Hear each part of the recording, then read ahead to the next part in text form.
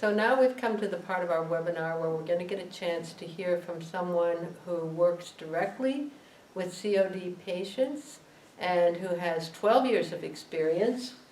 I mentioned at the beginning who we would be talking with, but I want to introduce you. This is David Hernandez, who is a psychiatric substance abuse counselor at the New York Presbyterian Hospital Columbia Medical Center, and works with the patients that you may be working with as well all the time. And so I'm just going to ask some questions and really let David tell you from his long experience what will really be helpful and important about working with this population. So my first question, David, is COD as our topic. What is unique about COD in terms of the role of the social worker and those who are involved with the social worker in their treatment? Well, COD is a population of mentally ill chemical abusers or individuals with co-occurring disorders that require a unique set of services from the social worker and other providers. In particular with the social worker, it could be from clinical to concrete services because these individuals comes with a lot more issues with regards to their mental health and substance abuse, and with that you have a lot of psychosocial matters that need to be addressed, and the social worker is a pivotal player in how those services and or treatment is provided and offered to them. Okay. So you mentioned to me in our other conversations when we weren't on the webinar about the size of this population and some of the features of it. What's going on with the COD population nowadays? Well, it's a growing population. I mean, you have now a lot more identification of this population as a underserved population. Most of these individuals are coming from environments such as the prison systems, the shelter systems, hospitals, and other community-based organizations that are identifying these individuals as not only having substance abuse problems, but also having a primary access 1 or mental health disorders. And they're being identified as individuals with co-occurring disorders. Mm-hmm. And their populations are growing exponentially throughout the city, throughout the state, and even throughout the nation. Mm-hmm. And one of the things I think we also talked about before was some of the problems about the treatment of these patients that are different than treating either a mental health patient or a substance abusing patient. Well, you're not only addressing one disorder, your psychiatric disorder, you're also addressing a behavioral disorder with the substance abuse. And when both of these are combined, you have a lot of issues relating to accessibility with regards to treatment and services. A lot of these services for the mentally ill chemical abusers or the co-occurring disorder client are fragmented. You know, so sometimes one patient could be asked, well, you know, we don't offer the psychiatric treatment here, you have to go to another facility. We have the substance abuse here, but we don't have the other services that you need. So they're fragmented, they're scattered, and that doesn't help in the continuity of care that you want for this individual. So that makes it very difficult for the social worker to treat and to help move this patient forward. And tell us something about your role in maintaining that continuity of care as best possible, and the social worker's role. What is helpful in not having it fragmented? Well, always having some type of hope, you know, for the patient, for the client, because it is a difficult population to work with. Let's be clear on that. They come with a lot of needs, and being able to offer not just, you know, clinical social work services, but also look at the individual and offer them case management, let's say, more care regarding family support, healthcare needs, identifying other services that they need that they can't just get in one or other places. I mean, they can get it identified with that social worker right there, that substance abuse counselor. So being willing to provide some type of case management, you know, handling the case, I mean, will help the social worker to improve and have better outcomes with their clients. So say something about handling the case. I mean, what allows a social worker or, as you call yourself, a PSAC, a psychiatric substance abuse counselor, to handle it? Right? What does it take? It's a lot of work, let's be honest with that. But if the social worker or the PSAC is willing to look at the positives, which they're always there. Sometimes the client or the patient doesn't see or doesn't have the insight to see that there are positives there because their lives have been shattered in so many ways, their healthcare concerns, their mental health, their substance abuse. The social worker has to be willing to sit there and look at this individual and say, you know, and be willing to present them as an individual with hope, see them with a lot of empathy, and see what accomplishments they're capable of doing moving forward.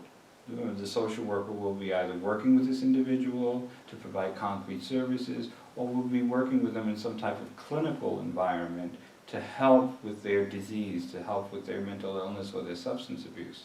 So they have to draw up plans, their treatment plans or their service plans that are going to help these patients, clients move along and move forward to improve certain parts of their lives. So they can access those services that that social worker is going to put in place for them so they can have a better future.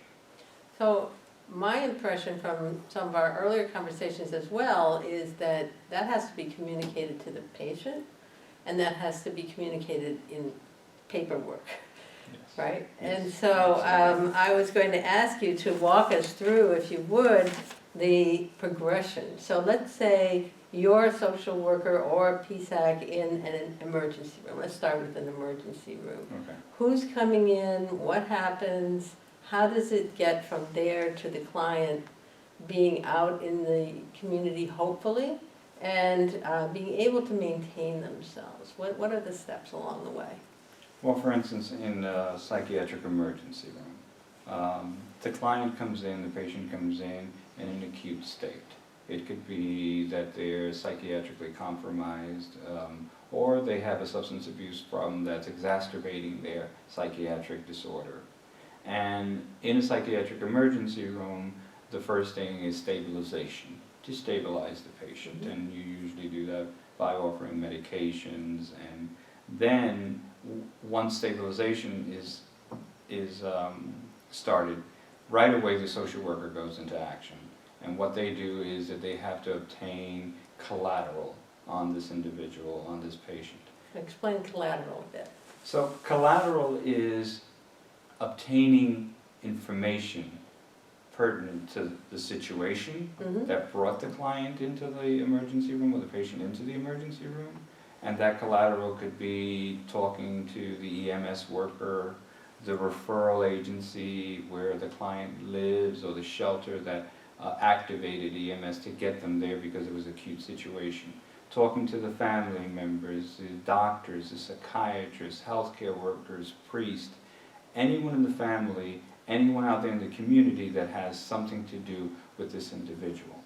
And get a clear picture as to who this individual is, their healthcare problems, their mental illness, any medications they're taking, history of violence, history of incarceration. Are there children involved? You know, are there children at home that are alone? Do we need to activate other services like child protective services to make sure that those children are taken care of? What other medical issues does this individual have, and other services outside the community that can help with the disposition, which is the later the plan with this individual, whether it is to keep them in the hospital overnight just for observation, refer them out back into the community with outpatient care to the same provider or provider that they never had before, or to admit them into the hospital. Okay, so as I understand it, this is all leading up to, from an ER point of view, a disposition of the case in terms of what's going to happen post-ER. Right. I had a kind of tangential question here, which is insignificant. How do the HIPAA laws apply in terms of the social worker getting this information, in terms of ethics, confidentiality, both in the asking and in receiving information? And with that, how do they know if the client is in such an acute state where to get it? In other words, the client is the last person to be able to tell them, perhaps, where to look. How do they do that? Well, it's very interesting because in an emergency room setting, it's what it is. It's an emergency room setting. And there's no time to, sometimes, most of the time, there's no time to get, HIPAA forms filled out, release of information's filled out, because sometimes, you need to get that information right away. It could be a matter of life and death and whatnot. And what happens is that the social worker has to appeal to that agency, to that provider, by providing certain information to them, saying, I'm at, for instance, this hospital, and here's my number, call me back, confirm, or some providers will not hear it at all. They want some release. And that sometimes could be difficult because the patient will not want to sign a release because they don't want the information given to the hospital. Right. So it's a catch-22 where, because you're in an emergency room situation, you should be allowed to be given that information because it's an emergency, okay? But some people, because the law is not too clear on emergency room situations, okay, with regards to mental health, they're very scared to provide that information and will ask for them, and will ask for you to give them, some type of release, some type of authorization or something. Some are very good. Some know you. Some patients are frequent flyers, meaning they come frequently to the emergency room, so the providers in the community know us. They know who we are. They know the social workers. They know the doctors, and they'd be more than willing. But some outside providers don't, and they really, demand some type of release. One of the things that makes me think about is how so much of social work is building your network and getting to know who are places you're likely going to be able to contact and who are likely going to trust you. So building your relationships with people in housing, people in outpatient clinics, people in substance abuse clinics. So building that up is probably part of a good preparation for a social worker, would you say? Absolutely. It's a must. If you're going to be working in these communities where, especially in mental health and in substance abuse, where, a great majority of your substance abuse, your mental health patients, are going to have some type of substance abuse issue, okay? And they're going to be scattered in the service providers that they have, okay, be it mental health or their medical health and or services like housing and even going to a pantry to get food or childcare or whatever it is.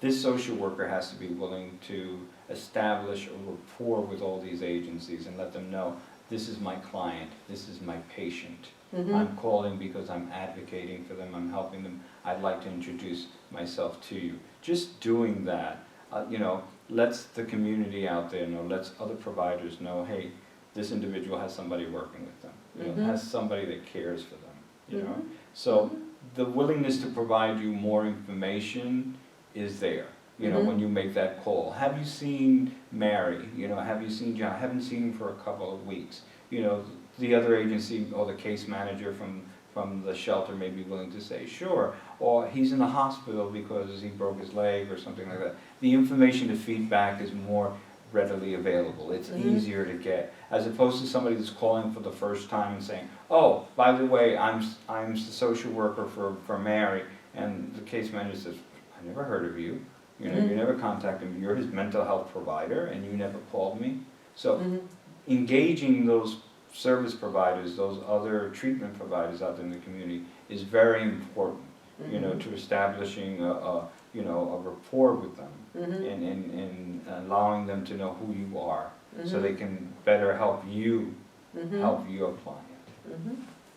You're reminding me, I was speaking to another social worker who works for CUCS in a women's shelter, and one of the things she mentioned to me was about a case.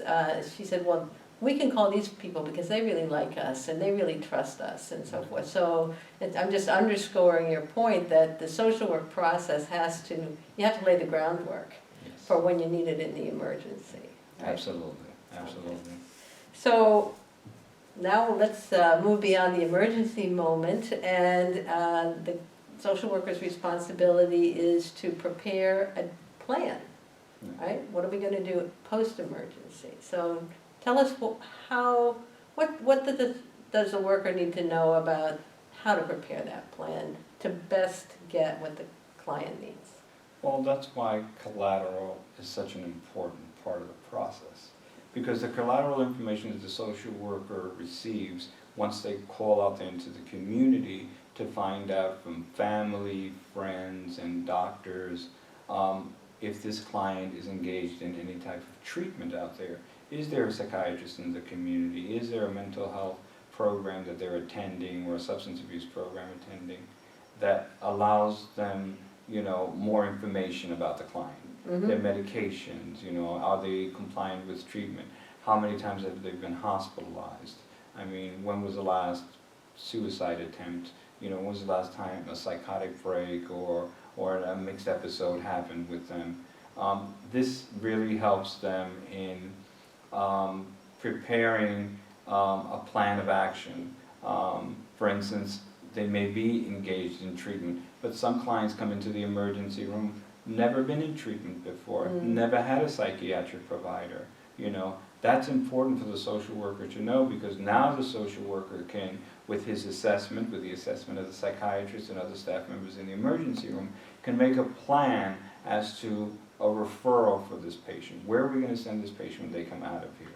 You know, are we going to send them to a day treatment program? Are we going to send them to a higher functioning, less intensive outpatient program?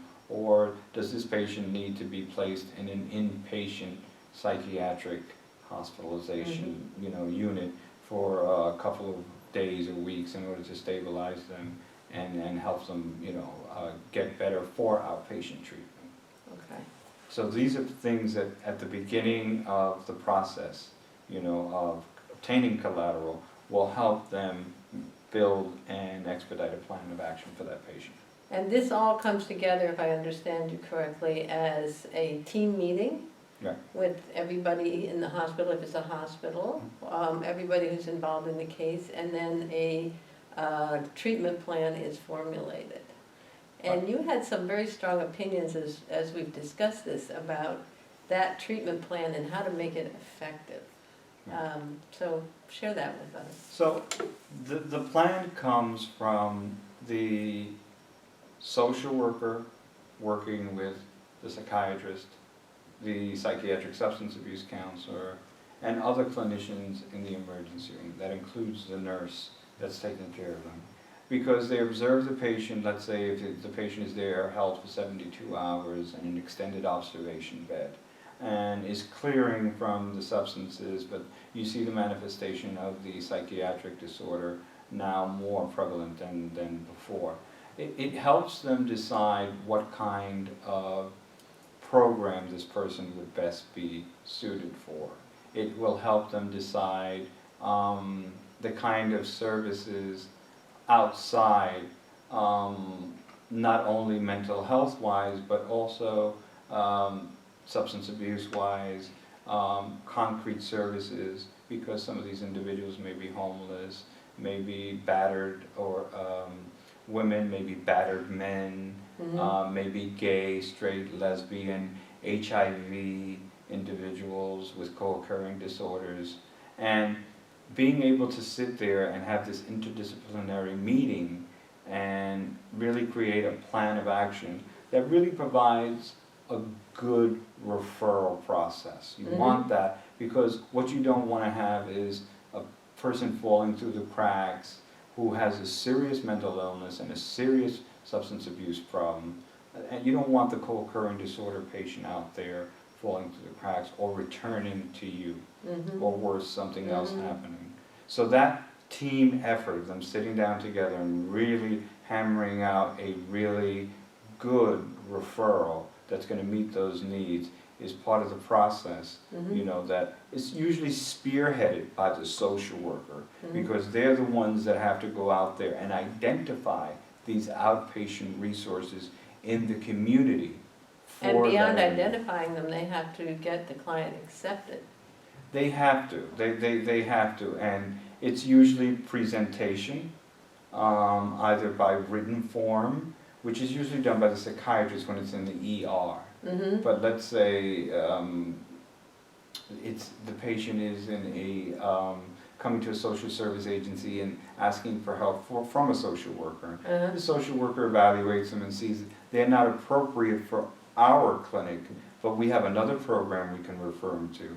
The social worker has to create a pretty good presentation on that client and why they're not appropriate for their program, but why they would be appropriate for program A, B, and C in the community. So that's an important piece of it. Because program A, B, and C is not obliged. Exactly, not at all, not at all. So it's incumbent on the social worker to look at the client and present them. And advocate. And advocate for them by presenting someone who has some good attributes, if you will, for treatment. Some motivation for treatment, both psychiatrically and substance abuse-wise. So, moving then forward, and now we've made these connections and we've gotten our client accepted into a, let's say 3 to 6 different kinds of treatments, probably, right? Some number like that, substance abuse, mental health, housing, maybe a legal issue, lots of things. Okay, so we've got the, I don't know, you tell me if I'm describing it correctly, but we put this in place. How does it get not insured, of course, you can't do that, but what's your best hope of keeping this going in a way that's going to work for the client? Well, the one that's really, if the client is placed in a, let's say a mental health clinic with a social worker, okay, and the social worker takes this patient to work with them on their mental health and substance abuse issues, the co-occurring disorder client, who came in without housing, without all these services.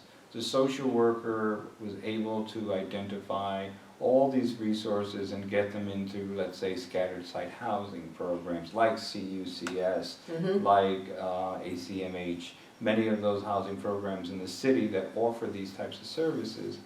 Now it's about the social worker working with the client to make sure that stabilization, I mean that they're stable in that they're taking their medications, that they're coming to their group therapy, their individual sessions, attending their medical care, you know, making sure that their health needs are being met. So they can't just let them go. You can't let them go. I mean, it depends on the environment of who the referral source is. Mostly if it's a mental health clinic, the social worker, you're responsible, that's your patient. Because you're treating them. You're giving them psychotherapy, you're giving them substance abuse counseling, you're giving them case management. So that's your patient. That's not only your client, that's your patient. You're responsible for them. That's why the social worker, when the patient misses out a week or misses a session, you call them to make sure to find out, are they okay, that there's no decompensation, that there's no need for hospitalization, loss of medication or lack of medication, what's going on with them. So you're always going to be involved in what's going on with this patient, especially if they're acute and they have a lot of other issues that make it difficult for them to you know, navigate the systems of services out there in the community. I noticed in the case example that we looked at, your patient, you started at the 3rd year. Yes. Okay, so we're talking about keeping your patients and a large caseload over a long period of time, Right. right? Yeah. Hopefully with diminishing check-ins or diminishing crises and so forth, but it's not a quick fix. It's not. A quick, regarding that patient that I spoke to you about. Mhm, Patient has been in treatment for 7 years, mhm, and in the last 3 has really come to bloom. Medication-wise, going back to school, engaging in family, at this point ready for housing on their own. mhm, No incarcerations, no drug use, everything is stable. So now we started the process of putting in applications with the City of New York through HRA to get them housing, identified as a homeless individual, and identify the level of housing that they are eligible for. Then identifying the particular type of housing program that would accept them. And mhm, this is all the social workers doing now, mhm, because they're the gatekeepers, so to speak, They're the ones that are certifying services. There's no one without a license that can certify the service but a social worker. mhm, So as gatekeepers, they're identifying all these other services for them. I did this with the help of a social worker and identifying this individual supportive housing program, and then advocating for them, Mhm. making the calls, Mhm. sending them for the interviews, prepping them for the interviews, presenting them as an individual that's come a long way, that's improved with regards to socialization, with regards to school, with regards to medication management, no substance abuse, engaged in AA treatment, accomplishing peer advocacy groups. So all these things are put in some type of narrative, some type of written form to help present the patient as someone who would benefit from, and who a program would benefit from having them in their housing program, so to speak. mhm. So it's a process. I mean, The program would benefit by having a successful patient. Absolutely, absolutely they would. They have to keep their census up, Right. but they don't want trouble. They don't want trouble. They want a stable patient, a motivated patient, an outgoing patient that would, engage in their activities and help inspire other participants to go to school, to take their medications, to Right. engage in healthy activities. So 7 years later, this patient is about to reach a real milestone in his life, right? In terms of having an independent life, Right. having a housing that supports that, being involved in community activities, all the elements of the recovery movement are kind of working for him Right. now. Yes. Tell us his first presentation. His first presentation when they Yeah. first came? Yeah. Oh, wow. This was a homeless, chronically depressed individual who had attempted suicide twice Uh-huh. in an inpatient unit by hanging himself. History of trauma, the worst kind, and very psychiatrically unstable, crack cocaine, incarcerations, homelessness. I mean, person that was pretty much beat up and tired, who really through the efforts of seeing a social worker in the ER, telling him, there's hope for you, there is treatment out here. There are things that we can do for you if you're willing to take the first step that will help you Mm-hmm. get what you want. Mm-hmm. Which is what he wanted, was to have a, bottom line, a place of his own. He Mhm. wanted to have a roof over his head where he didn't have to continue to be, eating out of garbage cans, living in shelters, Mhm. getting beaten, Mhm. getting robbed, and someplace where he can go and deal with the effects of childhood trauma, somebody that can help him with his substance abuse, somebody that can help him, Mhm. with basic needs. So aside from his own personal capabilities, What do you think made it work? Bridging that gap, you know, filling that gap between in the inpatient unit, that social worker making that referral. Mm-hmm. That referral is so important because in the inpatient unit, you see the patient with all their complexities and everything they have, and you empathize with them and you want to help them so much. But you also have to look at what is it that you see that this individual can give. And what's the outcome of this individual? What are they capable of doing?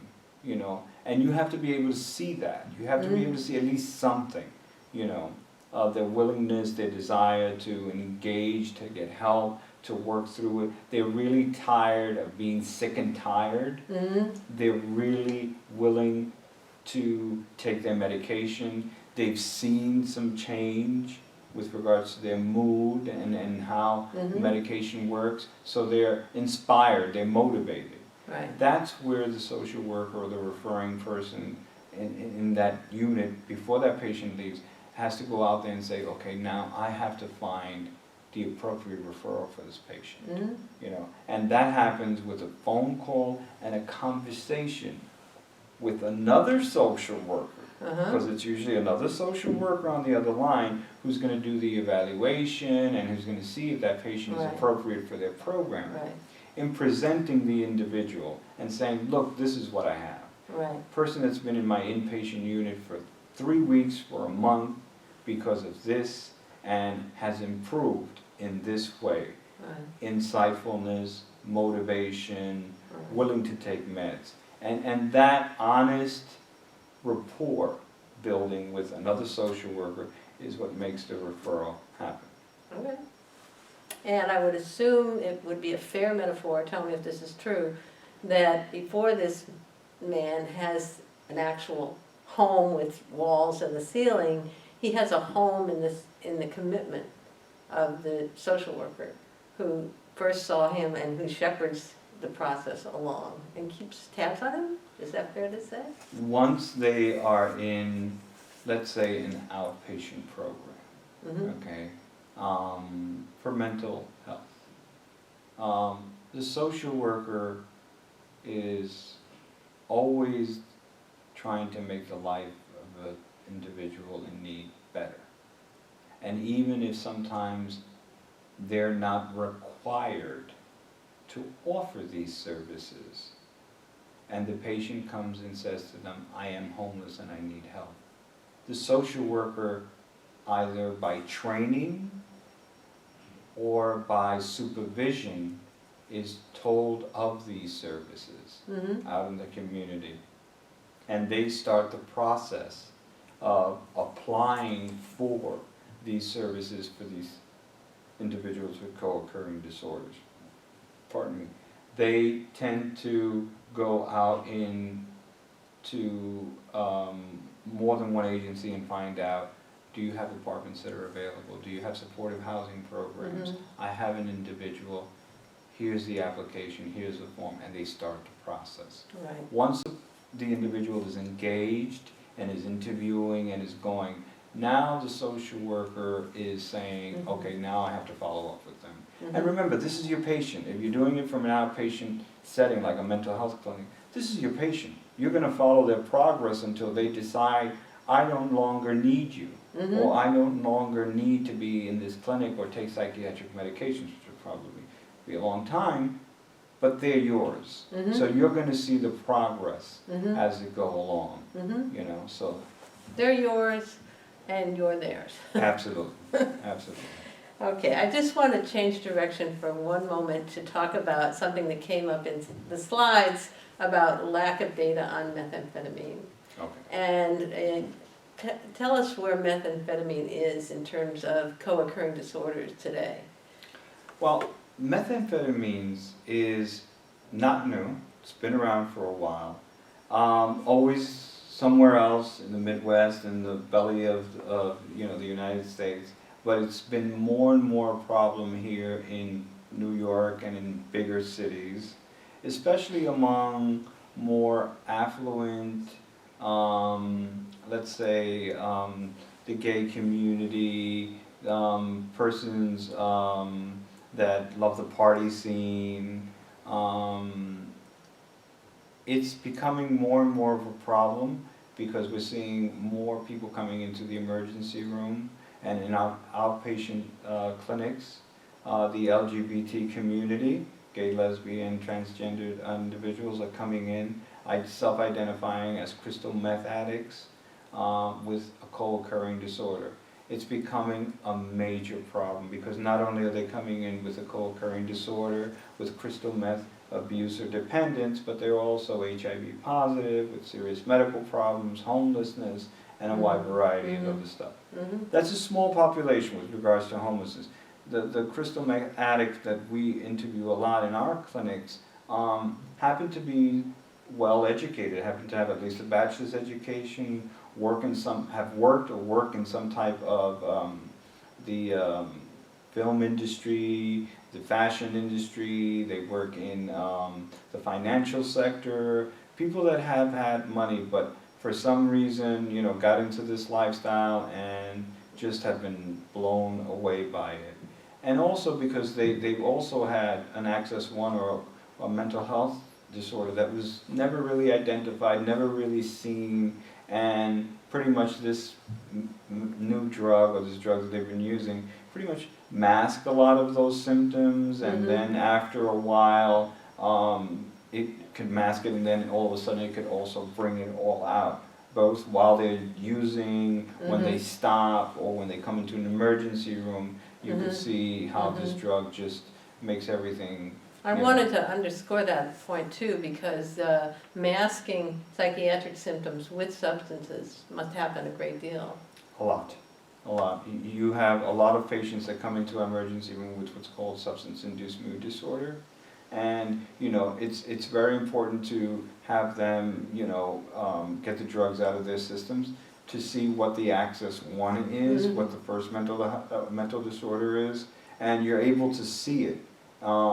Whether it's depression or whatnot. But what happens is that you see it at a very acute level, because now you're taking that drug out of there, that substance out of there, which now exacerbates the Access 1 symptoms, whatever the bipolar disorder, whatever the psychotic disorder is. You see it even more, again, because for some time now, the individual has been masking those symptoms with the substances. Take the crystal meth out, and then you're going to see it even more. And with a drug like crystal meth, the high can last for weeks. I mean, it could, the person could be high and crazy and psychotic and very not themselves when coming off of this drug. Okay. So I just wanted to note that because there's no research really. It's too new. The explosion is just happening now. It is. So I had one last point I wanted to bring up with you that has to do with the social worker licensing, the laws. One of the things you mentioned to me is the shift. Recently there was some legislation that assigns a social worker a particular role in regard to this population, or all mental health populations, or substance abuse. Can you speak to that? Well, here in New York State, legislation was passed where now a clinical licensed social worker is the only individual, aside from an MD or a licensed mental health professional, can develop what's called a treatment plan or plan of action. This is a regulatory standard with regards to the Department of Mental Health in the state of New York. Years ago, you had case managers helping to develop these treatment plans and putting certain aspects of what mental health treatment the substance abuser or the mental health patient was getting, whether it be cognitive behavioral therapy, a DBT, adding it as their part of the treatment process. Now this is totally can't happen anymore, it just can't. Now these clinical social worker is responsible for writing that plan and signing it. It would be a breach of law if anyone could do that, would do that. This ensures strict continuity of care. It's a regulatory standard, and of course it's something that's mandated by now insurance companies, both Medicaid, Medicare, the private insurance companies.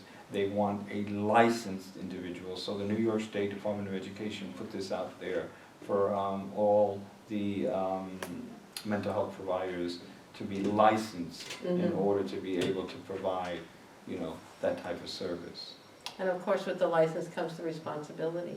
Absolutely, absolutely. Yeah. He or she is responsible. Once that treatment plan is signed, even though there's a case manager watching them, there's a peer educator, somebody there that's just as could be invested as much as the social worker in helping the client.